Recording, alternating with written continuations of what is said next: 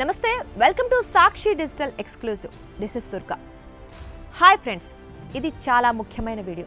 అందరూ చూసి తెలుసుకొని జాగ్రత్త పడాల్సిన వీడియో. ఓ బిగ్ షాకింగ్ అప్డేట్. మనం తాగే నీళ్లు విషపూరితం. అవును, మీరు విన్నది నిజమే. మీరు నమ్మినా నమ్మకపోయినా మనం తాగే నీళ్లు ఇటీవల ఒక చిన్న బాలుడి జీవితాన్ని దూరం చేసింది. ఇది చాలా దారుణం. అది ఎలా ఎందుకు జరిగిందన్న విషయం ఈ వీడియోలో పూర్తిగా వివరిస్తాను. ఈ వీడియో అయితే ఎక్కడ స్కిప్ చేయకుండా పూర్తిగా చూసి మిమ్మల్ని మీ కుటుంబాన్ని కాపాడుకోండి. నీరు మనిషి జీవనానికి ఆయువు పట్టు. ఈ ప్రపంచంలో నీరు లేకపోతే జీవమే లేదు.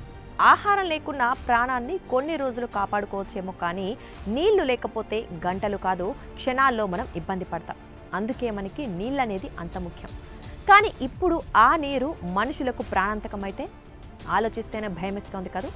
ఇప్పుడు అదే జరిగింది. మనం రోజూ తాగే నీళ్ళే మనకు విషంగా మారాయి. ఇది నిజంగా జరిగింది. అది కూడా ఎక్కడో కాదు, మనకు పక్కనే ఉన్న నగరంలో జరిగింది. ఈ నగరం దక్షిణ భారతదేశంలోని ఐటీ హబ్, మిలియన్ల మంది కలల హౌస్.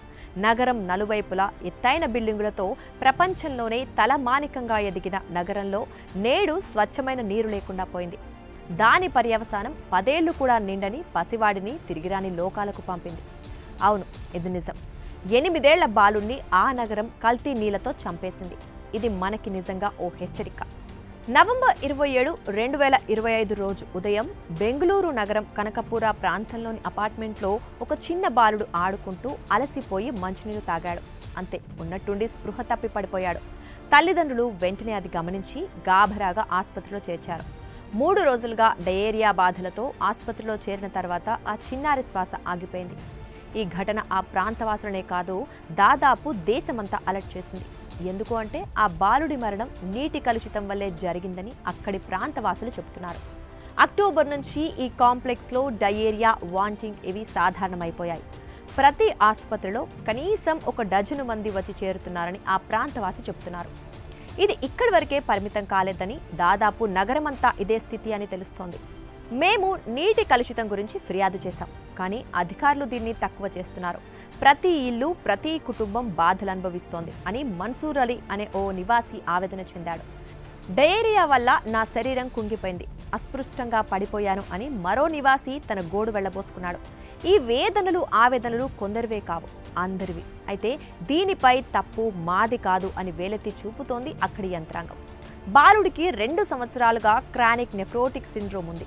ఈ వారంలో అది తీవ్రమై మరణానికి కారణమైంది అని Bengaluru south city corporation commissioner Ramesh KN వేరే కోణం చూపిస్తున్నారు. అంతేకాదు, మేము హెల్త్ క్యాంపులు నిర్వహించాం, స్టూల్ శాంపిళ్లు సేకరించాం, కలుషితం లేదు, డిసీజ్ అవుట్ బ్రేక్ లేదు అని వారు నిర్ధారించారు. అక్కడి వరకు బాగానే ఉంది, కానీ నీటి ట్యాంక్ శాంపిళ్లలో మాత్రం కొంచెం కలుషితం కనుగొన్నారు. అప్పటికప్పుడు Bengaluru water supply and sewerage board లీకేజీలు సరిచేసింది, క్లోరినేషన్ చేసింది. ప్రాణాలు పోయిన తర్వాత ఎన్ని చేస్తే ఏం ప్రయోజనం? ఇలా జరగటం మొదటిసారి కాదు ఫ్రెండ్స్.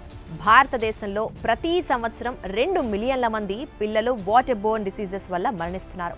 వరల్డ్ హెల్త్ ఆర్గనైజేషన్ ప్రకారం డయేరియా పిల్లల్లో 5వ అతిపెద్ద మరణ కారణం. బెంగళూరులో మాత్రమే గత సంవత్సరం 500కి పైగా కలుషిత నీటి కేసులు నమోదయ్యాయి. ఈ అపార్ట్మెంట్లో 1000కి పైగా ఫ్యామిలీలున్నాయి. ఒక చిన్న ట్యాంక్ లీకేజీ మొత్తం కమ్యూనిటీని దెబ్బతీస్తోంది. ఊహించండి, చిన్న పిల్లలు, వృద్ధులు, వారు తాగే నీరు విషమా? ఇది కేవలం హైజీన్ సమస్య కాదు, మన సిస్టంలోని లోపాలు. ఈ బాలుడి మరణం అది ఒక ట్రాజెడీ, కానీ ఇది మనకు పాఠం. ఒక్కసారి ఆలోచించండి, మనం తాగే నీరు కలుషితమైతే మన ప్రాణాలకు ఎంత ముప్పో ఊహించండి. ఇది బెంగళూరులో జరిగిందని తేలిగ్గా తీసుకోకండి. నదీ పర్యావాహక ప్రాంతాలు ఎక్కువగా ఉన్న దేశం మనది. మనం తాగే నీరు ఎక్కడి నుంచి ఎలా వచ్చినా అది స్వచ్ఛమైనదా లేదా అన్నది ఇంటి నుంచి మనం తెలుసుకోలేం. కాబట్టి ఈ పరిస్థితుల్లో మనం చేయగలిగింది ఒకటే, కాచిన నీళ్లతో మన ప్రాణాలను కాపాడుకోవటం. జాగ్రత్త.